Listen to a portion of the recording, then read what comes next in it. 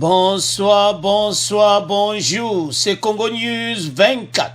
Chers téléspectateurs, comme toujours avant de commencer notre émission, nous disons merci à Dieu, nous disons merci à nos chers abonnés et téléspectateurs qui nous suivent partout dans le monde entier et en RDC.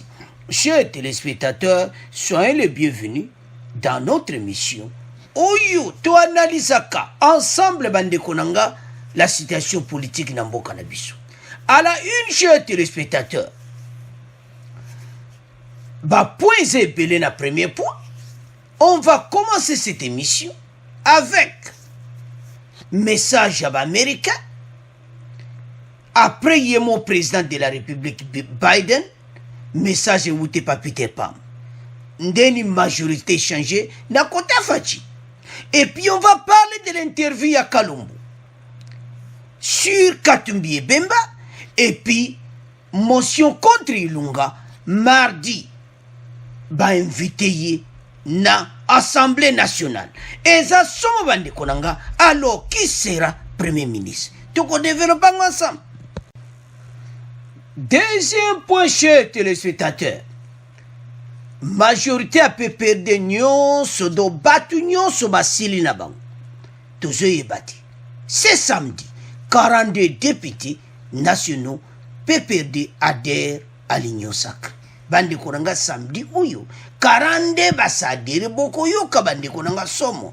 Et puis kaka na poana balobieti bamususu bazakuya oyo basadere par écrit oyo bakomaki bande konanga. Eza somo de mission bango mwe balakza bilongi ezati. Alors eza somo toko développer ensemble.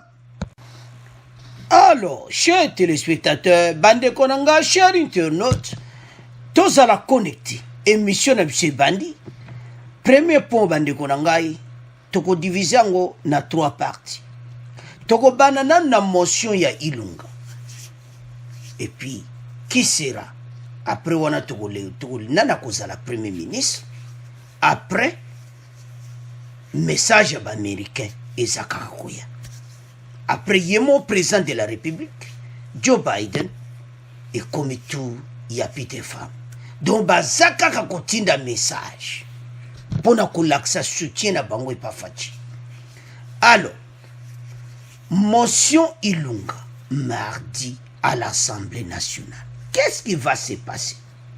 Bande konanga aza convoqué na Assemblée nationale. Donc ndenga zewa nazo se préparer ndenge nini masolongo koleka na Assemblée nationale. Alors motion contre Ilunga bande konanga ezasom. Le président du bureau d'âge, Christophe Mbosso, vient de saisir officiellement ce samedi 23 janvier 2021 le Premier ministre Sylvestre Ilunkamba sur la motion de censure contre son gouvernement. Donc, primature, bazotika yango. Alors, ba invité à se présenter à la séance plénière de ce mardi 26 janvier. Et ça somme. Pourquoi? Et ça procédure. Yako yawana pour à défendre. À défendre ben terrain ye ndenini yazo mona ki akoko poser démission depuis bako yebisa ye que a démissionné. Alors les bako yebisa siko a démissionné yango nde place makambo et kobanda ande konanga za somo. Ils sont au total 301 députés nationaux qui ont signé la motion de censure contre le Premier ministre Ilunga. Les députés nationaux Cherubin Okende, il y a Moïse Katumbi, a déposé ce vendredi 22 janvier une motion de censure contre le gouvernement Ilunga. À l'en croire, c'est au nom du devoir de redevabilité que le Premier ministre est invité à pouvoir démissionner. Makambo eza somo te ebisa binoke Ilunkamba, parce que tout le monde connaît ces papas, ces messieurs, Bayebi très bien. Donc, ils ont salanga mawa. comment Ilunga akoma tina ba niveau ya boyi. Et ça la passe bateau nyonso ba yebi.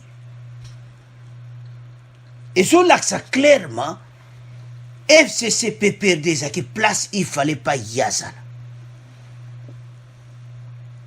La logique qu'il avait bazuango babaloso mituse bapandiango. Logique na ye nonga pesi pena Kabila bo bazuango bia makambo sati. Il mkamba perdu logique ne nyonso. Pourquoi comment-il à niveau accepter ba humiliation ya boy bande konanga? Alors à cause la c'est mardi. Et ça piège. Donc mardi on est à pouba samoussaï. Il a répondu à quoi? Parce que Christo Mbosso a commélié officiellement. Va inviter à se présenter à la séance plénière. Boyebi que tant on va déposer qui on ce vendredi. Ba député à FCC ba bimaki libanda. Bazana on côté sur muke ba koka muke ba bimina bango. Ba bimi libanda ya assemblée nationale ba kozala te le konka ba comme motion ba bi baza contre Christo Mbosso la façon dont on se comporte. Christo Mbosso azana problème. Le problème c'est vous-même PPRD FCC. C'est vous-même.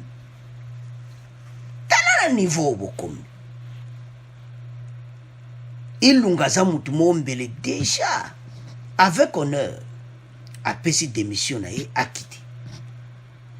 Alors bande konanga retour ya Katumbi na Bemba na kati ya Masolo na kati ya base après moi biloko ane le kaki na mike et ça le kitoko.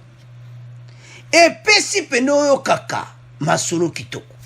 Yango Kalombo boko yokai a pesi interview na.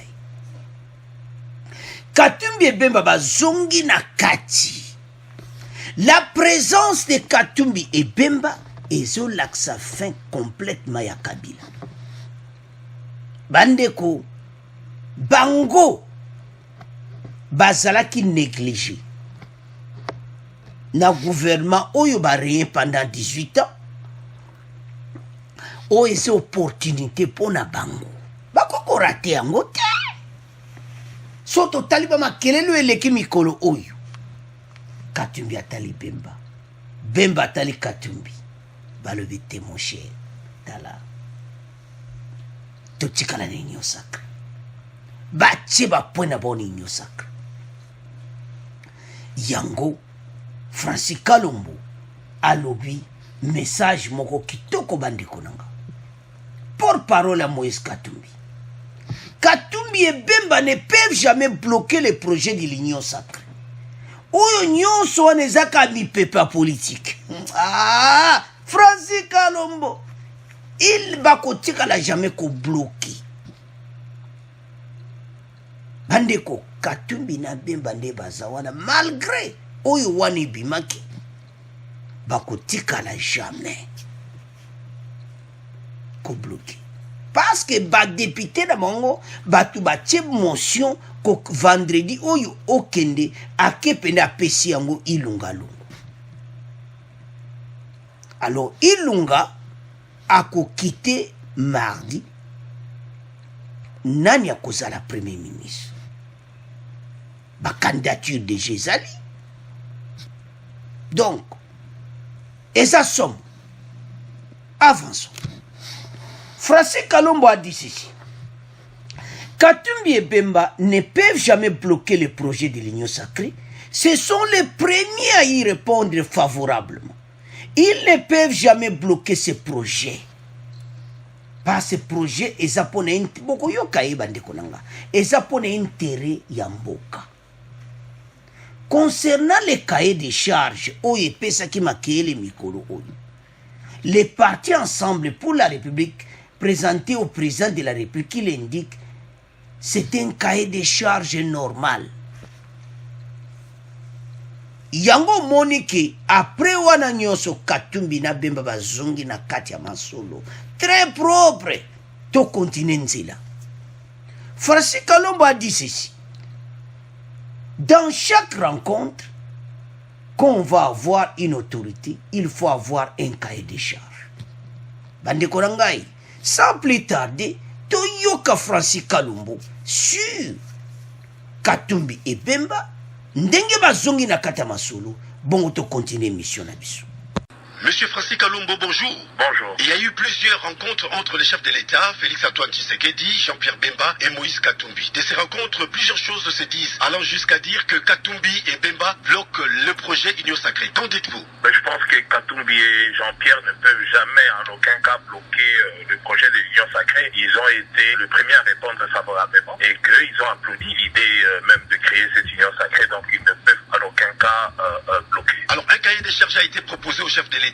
Pouvons-nous savoir ce qu'exige notamment Moïse Katumbi pour l'ensemble? Écoutez, c'est un cahier des charges normal. Vous savez, dans chaque rencontre, quand on va avoir une autorité, on prépare un cahier des charges, surtout que l'idée lancée par le président de la République était celle de dire qu'avec le FCC, ça ne marchait plus et qu'il voulait avoir autre chose pour pouvoir développer les pays. Moïse Katumbi ayant l'expertise et l'expérience de la gestion de la chose publique, tout comme Jean-Pierre Bemba en tant qu'ancien vice-président de la République, ont préféré, dans ce qui concerne Moïse Katumbi, il a préparé ses cahiers des charges avec quelques grandes lignes pour faire voir comment le Congo peut évoluer et pour pouvoir développer le pays. Voilà ce qui montre, voilà ce que nous pouvons faire. Bon, ça ne veut pas dire que c'est un cahier des charges ou totalement non, puisqu'il faut qu'il y ait un nouveau gouvernement, il faut qu'il y ait de manière de gérer autrement avec des personnalités. Donc c'était pas un problème de poste? Ça n'a jamais été un problème de poste, même si c'est un problème de poste au cas où, je vous dis déjà que ce n'est pas ça. Mais une chose est vraie, c'est que les postes sont créés pour être gérés par des hommes et des femmes. Et pour gérer un pays, pour mettre en place un programme, il faut qu'il y ait des postes. Et à travers ces postes, je crois que les deux grandes personnalités qui ont été reçues par le président de la République ont l'expertise, ont l'expérience, et ils ont aussi des hommes et des femmes capables de se transcender pour permettre à ce que ce projet puisse aboutir aux solutions attendues. Donc, d'ailleurs, ce cahier des charges a été publié dans les réseaux sociaux. Donc, le média a la copie de ces cahiers des charges. Nulle part, vous verrez l'exigence ou l'obligation des postes. Et pour être gérés, les postes sont créés justement pour résoudre le problème quotidien ressenti par la population. Et n'oubliez pas qu'après la dernière rencontre, il a été prévu que le président puisse se revoir une fois de plus avec ses deux invités, et il les verra, et puis le moment venu, ils tireront des conclusions. Mais là, personne n'a claqué la porte. On attend des propos très très durs qu'on ne peut pas accepter, mais sauf que ce sont des personnes, vous comprenez, c'est un moment très très délicat que nous vivons au jour d'aujourd'hui, mais nous disons ce qui est important, ce ne sont pas les individus, ni les personnes venues de gauche ou de droite, que cela doit nécessairement, ou à travers les médias, que les gens doivent se régler les comptes. Vous savez, lorsqu'on réunit des hommes, on sait ce qui se passe, mais il faut avoir des structures solides, bien consolidées. Et bien, le président a un avantage, c'est qu'il avait 284 députés qui ont fait tomber le bureau Mabunda, et ça c'est du rock. Et il peut déjà à partir de là construire maintenant, élargir avec d'autres qui pourront arriver, et voilà, il pourra construire cette majorité. Mais nous, à moins qu'on nous chasse de cette majorité, qu'on ne veuille pas de nous. Mais nous, on est venus justement pour apporter notre contribution. Le mercredi dernier, le gouverneur du Katanga a rassemblé les différents groupes que compose la société civile pour les sensibiliser à la recherche de la paix sur ce qui se passe dans cette province. Alors comment avez-vous jugé cette démarche? Écoutez, toute démarche qui peut réunir des Congolais pour amener la paix, nous ne pouvons que saluer ce genre d'initiative. Nous avons besoin de la paix. Écoutez, c'est vrai que le Katanga, dans sa configuration ancienne, n'existe plus aujourd'hui.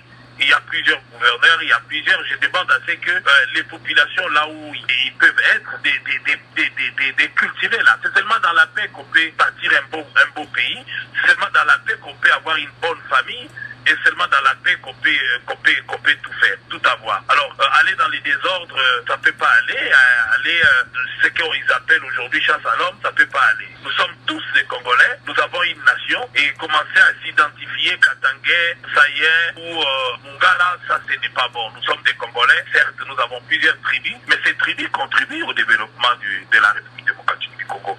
Et ce genre de comportement étant banni, et je pense que nous devons vivre en paix et en parfaite communion, et ne pas tomber dans le piège de foi, autrefois souvent tendu par des politiciens avares du pouvoir. Monsieur Francis Kalombo, merci d'avoir bien voulu répondre à nos questions. Merci. Alors, chers téléspectateurs, bande konanga biso nyonso tolandi wana. Francis Kalombo. Alors, dans chaque rencontre, on va avoir une autorité. Il faut avoir un cahier de charges. Avec quelques grandes lignes pour faire voir comment le Congo peut évoluer. Ça n'a jamais été un problème de partage de postes, ni à répondre les journalistes. Même si c'était le cas, les postes sont créés pour être gérés par des individus et des personnalités, Bemba et Katumbi, qui ont été reçus par le chef de l'État. Donc, ils ont comprendre que Batu Basi va vendre ensemble. Moto Kabula Bangwazati. Union fait la force. Mboka etambola na kimia. Bande konanga position oyo Katumbi na Bemba bazui photo féliciter yango. Bazui position moko kitoko. Pour mboka et avancer. Fachazana ba bato baza pembeni na ye. À part ma conseil. Mais ndenge bozomona Jean-Marc Abound na Kabuya nde bozomona na président de la République. Masolo ezaba kutani partout. Kabound président zomona boy. Donc ozoyoka ke Fatiaza entouré. Donc oyoka ka blendé. Donc l'ité a Fatia Joaka Masolo moko kitoko. Donc à cause de récit de Goza Total, je sais pas de Konangai, tout Landa, Francis Kalombo, que pays fait et tous à la bomoko, dans la paix, Tokotam Samboka. Même si ça va poste, même si Katumbi, mais ma bewapi, Soka Senga qui poste. Ndebozo mona ndaku wana pembe prémature, hein? Bande ko place wana munyo sa besoin comment? Motu nyonso akoma wana na bureau à premier ministre. Donc, motu nyonso aza na besoin akoma kuna soki bango basinga kiango zana mabeti. Mais eloko tozo beta city. Toboyi bato bazo ya kotia mobulu na union sacrée. Mais wana toza na deuxième point. Parce que mususu masolo bi mikolo banda lobi toloba epe yango. Ba mususu bakomi kokoma ba lettre mweba ya l'accès longi ezati. Eza somme tozo ya na point. Alors, Kalombo Zaki clair a expliqué clairement que situation wana o ba grand ligne na cahier de charges zandenge administration ya ba politicien tambulaka. Tango ya komona moninga faut pesa ba point d'une façon d'une autre et ça n'était pas agenda tala makambo biso zanango tala ba idée to zanango yango wana mais acte nyonso ezakaka ya poste mosusu ezaki pona développement ya mboka. Alors Francis Kalombo azaki vraiment clair na point wana bande kona ngai ba stratégie nyonso Fatia salaki ba résultat et mon. C'était hier, c'est vendredi. Oyo, tout le monde a comment faire du majorité. Bande ko majorité moko écrasante. Tout ça, y a un deuxième point. Parce que beaucoup de mais donc, PPD, Sili Nangu. Mais tu bébé ça point. Bah, Sili et Tigali Peno, oh, donc, bah, vite. Mais tout ça. Alors, cher internet, ce qui est autant la makambo oyo et ça sont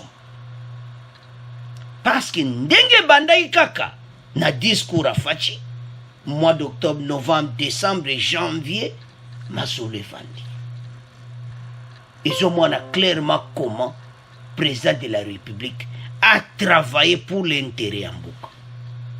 Alors Katumbi na Bemba siko bako travailler ensemble. Et là on est etikali. Etikali que mardi alongwe premier ministre akolongwa na ye. Mardi wana boko yokeza kelelo. Et ça déjà pas ça attendu a dû invitation na ye akozala Christian Mboso akomeli. Et puis kana pona tolandi Kalombo alobi boui. Concernant bomoko. Wane zoloma directement makambo ya Ngoyo Molunda. Francis Kalombo parle aussi de la situation actuelle dans les Hauts-Katanga. Encourage les populations du Katanga à la recherche de la paix.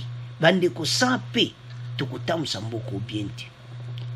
Yango omonike aza donc ndenga aza wana azoliambala Ngoyo Molunda. Angati ya mboka mobulu alors azoliambala. Dossier na ye tolobaki yango mais wana ezaka ka Francis Kalombo alobi ke nde tolandi dans la paix nde tokotonga mboka. Bato baya kotiaka désordre wana il faut babomba bango. Yo pe ndeko place oza soko ozoya kotia désordre yeba ke fatia kobomba yo. Bokoza pena kunana ndako wana. Soko oza na Lubumbashi kasa pe ya mbio. Na Kinshasa makale ya mbio. Donc parce que il faut penza union sacrée batambusa mboka kolakisa batu ke état de droit eza marche. Po ba américain babandi ba solo direct. Tokota directement na pona les États-Unis. Message de pesa le Joe Biden. Ba yisi fatike makambo boyoka na kina Trump. Ngai na ye fachi za sima na yo. Eza ya koinda esi yindi. Basculement de la majorité en faveur de Félix Tshisekedi. Puis tes femmes se réjouissent. Bande konanga place à Zali. Donc, puis tes femmes à l'obinga na za sima. A pesima lobana ye. Que ndenge oyo makambo esalami ke lelo fatia du majorité eza kitoko. L'ancien envoyé spécial des États-Unis au Grand Lac, Peter Pham, se réjouit du basculement de la majorité parlementaire au profit de Félix Tshisekedi dans le cadre de son initiative d'union sacrée avec la motion de censure à lobby penema comme motion de censure. Talaka ba américain côté baza baso landa masolo boyoka makambo Peter lobby avec la motion de censure contre le gouvernement Ilunkamba, initiative parlementaire soutenue par 301 députés, de forcer l'effondrement du gouvernement et de confier à Félix Tshisekedi un rôle politique majeur. Estime que Peter Alobi estime que c'est un autre pas significatif en avant. Donc, parce qu'il m'a la majorité, les Américains vont s'épeler à Kosakana. Dans la cas où mon président Joe Biden lobby appelle ça qui message, Lelo, Peter Boyebiye, Azalaki, envoyé spécial à Grand Lac, il pas appelé ce message. Et puis il a dit encore ceci. Regardez les changements en cours à RDC alors que nous approchons du 2e anniversaire de lundi de l'investiture historique du président de la République, Félix Tshisekedi, un autre pas en avant significatif. Donc, Bandeko, Peter Pham soko a tweeté message oyo. Et zoko mona clairement que makambo ezokende kitoko. Bandeko na ngai, ba Américain baza sima ya fachi. Masolo ezotambola. Donc, ceux qui bango bazo supporter fachi boy 100%, eza ke mboka ekene na kimia. Aouta kukutana na fachi lors de la rencontre avec Félix le 12 février 2020, wana l'air wana akutana kada ye avant même alongwa na poste na ye azai ko souhaiter que RDC etambola na kimia. Alors le lobotala majorité fachi ajuyango ba Américain bazane sengwa kosakana ngote yeba yatika RDC kala mais pas azali na ba Américain nyonso na administration américaine na administration Joe Biden baza sima ya fachi bongo yonde konanga place ozali place ovandi tala comment faci aza na mosika baaméricain nsima na ye yo ndeko congolais telema masolo eza na union sacré soki bomoni PPRD ekomi kokauka boye masolo eza na union sacré baza suna eloko place akokende te balwana bakomi na problème sérieux bazoluka tu na bo bani basala mobulo ngai katangio eke na mai kende kuna babombi mboka ezotambola na kimia bato oyo nyonso place oyo ozali to soutenir le président de la république. Oui, badiscours ya opposition ekozala nango parce opposition efo ezala na démocratie mais tozwa oyo ya bien oyo ya mabe tozwa te mboka oyo eavance yango tozosenga bandeko nyonso tozala derrière le chef de l'état pour mboka oyo etambola na nde toyoka Francis Kalombo dans la paix. Alors totiki premier point na bino ilunga akomi na suka do azolongwa na ye Christo Mboso akomele lettre donc esili nango donc ndete oloba semaine prochaine azokite. Alors bientôt anniversaire pe afaci ndenga akotaki na pouvoir. Alors masolo ekobetama tozala connecté. Alors premier point totikango na bino tokomolika na deuxième point. Alors chers téléspectateurs bandeko nanga point oyo eza somo pourquoi tozoloba boye parce que obalobaka ke eyindi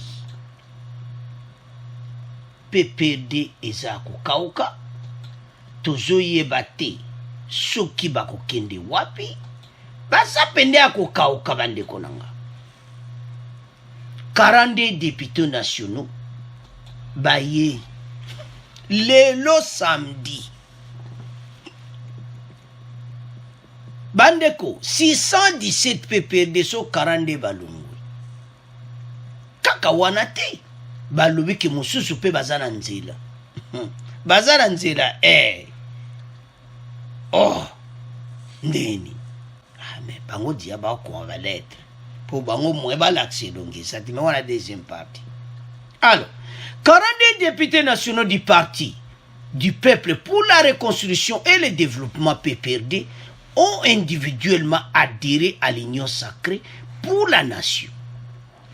Selon Guy Mafuta Obozo Monana Kabongo, élu de Chikapa, qui a conduit cette délégation auprès de l'informateur Modeste Bayati samedi 23 janvier, Lelo, à Kinshasa, l'essentiel de leur démarche reste de soutenir le programme du président de la République, Félix Antoine Tshisekedi Tshilombo. Do bango, baye lelo. Baye si shadari bobiso, toke na biso. Bapi baye individuellement. Baye qui sonete, donc au fond monake, bazaki wana, yango, tolandaka, ba message. Nalandaki, oyo ayaki na Lambert Mende alobi ke bo batikali kuna motema ezali su kuna ti donc motema eza wapi na union sacré. Alors 42 députés bango wana palais de la nation masolona Bayati place rencontre salamaki ke voilà biso toye na biso Bayati aliboye en habito ye eza individuellement bandeko totieli bino na botanga. La particularité de notre liste est que chacun de nous adhère individuellement. Bayati un livre au moni 42 biso nyonso 42 oyo Bayati alubi nazo yo kaloba abi o moni 42 na biso to oyo mutra mutazana masolo na ye eza ya koyinda esi eyindi individuellement et librement bango mutatindi bango azati parce liboso ezaki Kabila tindi bata FCC kuna bango banibati yango clair que biso mutatindi biso azati individuellement et librement somo bandeko nanga. Et le chef de l'État a été clair lors de la dernière rencontre, l'union sacrée n'est pas un parti politique. c'est une vision, une dynamique mise en place. Nous avons répondu à l'appel du chef de l'État et chacun de nous demeure membre du PPRD, a fait savoir le député Guy Mafuta. Donc, bakena bango ba oyebi ndenge balongo wana ndenge ozoko kenga na zaka na PPRD mena kote na union sacrée bandeko na ngai ezali parce que union sacrée comme le la plateforme bakei ndenge biso tozo zwango ka ke voilà za bongo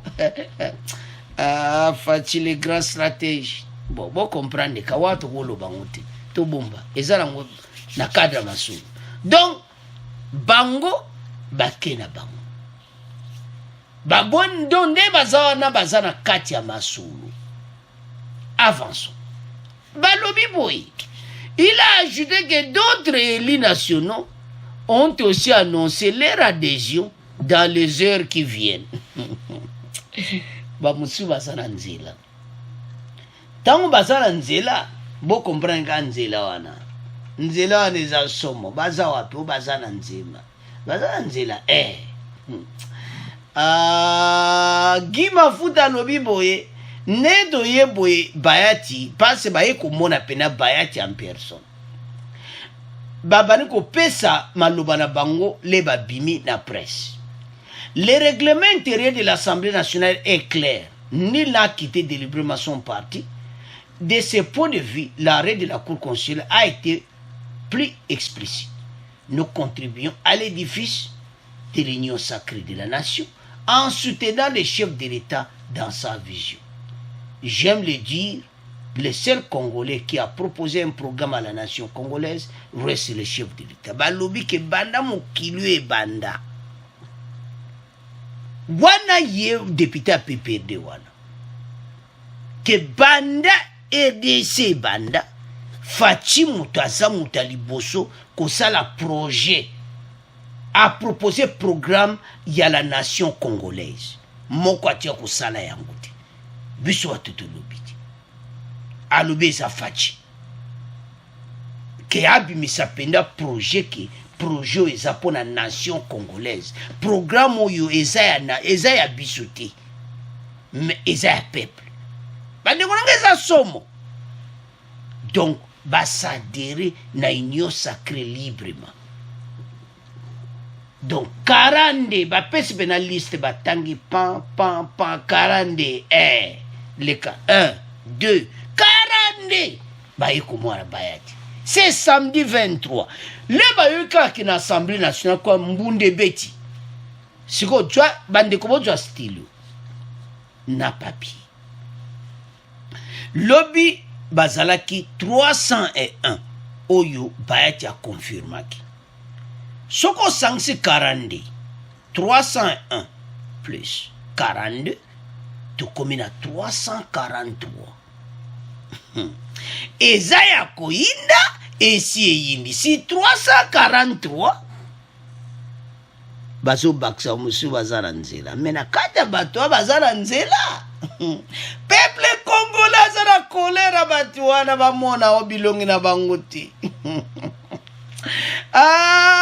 Député PPRD adhésion par écrit basanga ndanu na réunion na bango ndeni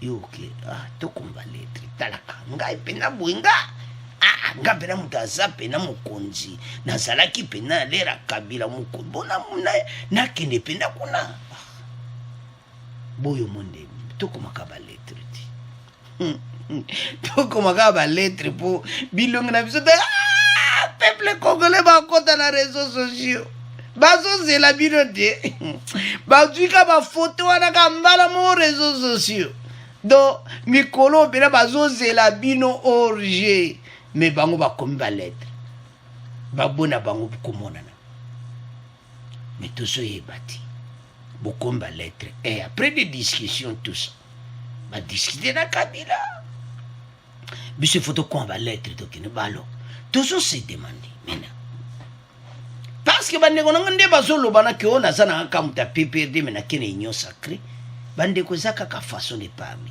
on a tikali membre à FCC union sacrée eza lokola plateforme eza parti politique ti eza lokola plateforme de FCC ezalaki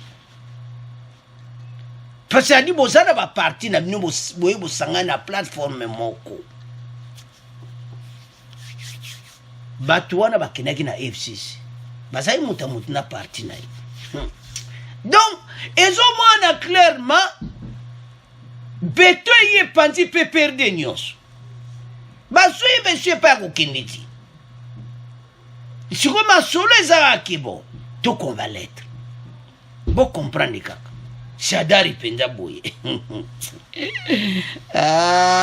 bimaka yo diendene oya mobulu ekoti batali gauche batali droite do mobulu don nemi ndenge aza wana alongola neka poste na coordonnateur po FCC eza lisusu te soki mpe perde ekufi FCC nde eza lisusu donc bachange kombo batikala kaka PPRD au lieu batia FCC wana parce eza lisusu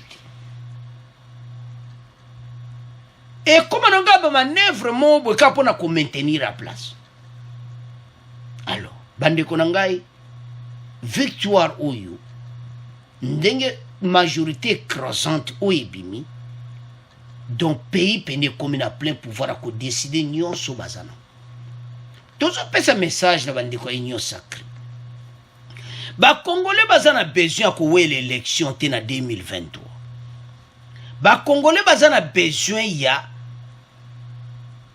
ete ntango union sacré bovandi nde bozoya na badepute bakongolais baza na besoin ke basala recensement congolais akoma enregistre mutu nyonso ndenge ezali na pays voisin tokosite kombo angola mutu nyonso aza registre informatisé mais na EDC toza informatisé te yo mopayo koti bakotuna bapièce d'identité pays kame ndeni tokotia pays na biso propre administration eza bizarre permettez-moi le mot de le dire bandeko alors bandeko bato nyonso bazoya na union sacré boyeba ke makambo gato kudu bobosana bata pepirde ne bozoya wana boya pona intérêt ya pays nde bino mo bolobi wana que c'est une vision, une dynamique mise en place. Nous avons répondu à l'appel du chef de l'État et chacun de nous demeure membre du PPRD. Toye potostoya ko kota na union sacrée plateforme oyo fatias. Tango bo sa adhéré bo comme membre ya union sacrée. Alors oyo fatia koloba pour les peuples bo accepter ombalamo. Alors bande konangai ezomona clairement que parti oyo kufina pour batu bazakuya. Alors batu bazokoma na éviter so batu bena ba batu na éviter Rubero apena kombe na lettre bo bati ondimi bozana problème na peuple Shadara komi lettre union sacrée bavanda kuna batu oyo nazomona te baya kusani majorité dije tondi nango batambwe mwamba bavanda kuna nandenga mabete nemi bovanda kuna nandenga mabete parce union sacrée dije ça plaît je ne vois pas la place n'a son peu importance bayati bakozala affecté ba décision nyonso ezoma kuna bango ne bazane kosala bango pasi et surtout que premier ministre mutu pena ko ma premier ministre ko sala bango pasi. Alors bande konanga c'est à ce point toujours clôturer mission na biso. Merci na ndebolandi mission. Bo continuer ko s'abonner. Bo partager na wa Facebook na mino ke bande ko ba s'abonner na Congo News 24 poto yira bino ba vrai info. Masolo kitoko ete biso nyonso za bomoko ozala boye ozana gauche droite biso tout tozaba congolais totika kokabwana totombola mboka na biso et avancer parce mboka na biso etikali sima. Merci na ba commentaire na bino, bo s'abonner massivement. Au revoir, à la prochaine.